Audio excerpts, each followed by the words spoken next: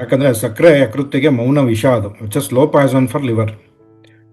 ವಿಶೇಷವಾಗಿ ಫ್ರುಕ್ಟೋಸ್ ಹೆಚ್ಚು ಇರುವ ಸಕ್ಕರೆ ಪದಾರ್ಥಗಳು ಅಂದರೆ ಸಾಫ್ಟ್ ಡ್ರಿಂಕ್ಸ್ ಆಗಿರ್ಬೋದು, ಪ್ಯಾಕೇಜ್ಡ್ ಡ್ರಿಂಕ್ಸ್ ಆಗಿರ್ಬೋದು, ಬೇಕರಿ ಐಟಮ್ಗಳಾಗಿರ್ಬೋದು, ನೇರವಾಗಿದು ಯಕೃತ್ತಿನ ಕೊಬ್ಬಾಗಿ ಮಾರ್ಪಾಡಾಗುತ್ತೆ.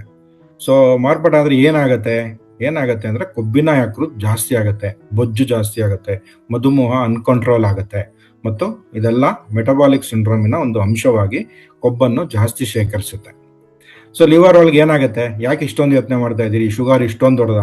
ಹೌದು, ಇಲ್ಲಿ ಲಿವರ್ನ ಉರಿಯೂತ ಬರುತ್ತೆ, ಅಂದರೆ ಹೆಪಟೈಟಿಸ್ ಮಾಡುತ್ತೆ. ಅದು ಹೆಪಟೈಟಿಸ್ ಮಾಡಿ ಮುಂದೆ ಅದು ಆಕ್ಸಿಡೇಟಿವ್ ಸ್ಟ್ರೆಸ್, ಅಂದರೆ ಲಿವರಲ್ಲಿ ಇರ್ತಕ್ಕಂಥ ಒಳ್ಳೆಯ ಅಯಾನ್ಗಳು ಮತ್ತು ಕೆಟ್ಟ ಅಯಾನ್ಗಳನ್ನು ಬ್ಯಾಲೆನ್ಸ್ ಇರುತ್ತೆ, ಅದರ ಇಂಬ್ಯಾಲೆನ್ಸ್ ಮಾಡಿ ಕೆಟ್ಟ ಅಯಾನ್ಗಳನ್ನು ಜಾಸ್ತಿ ಮಾಡಿದಾಗ ಲಿವರಿನಲ್ಲಿ ಡಿಸ್ಟ್ರಕ್ಷನ್ ತುಂಬ ಜಾಸ್ತಿ ಆಗುತ್ತೆ.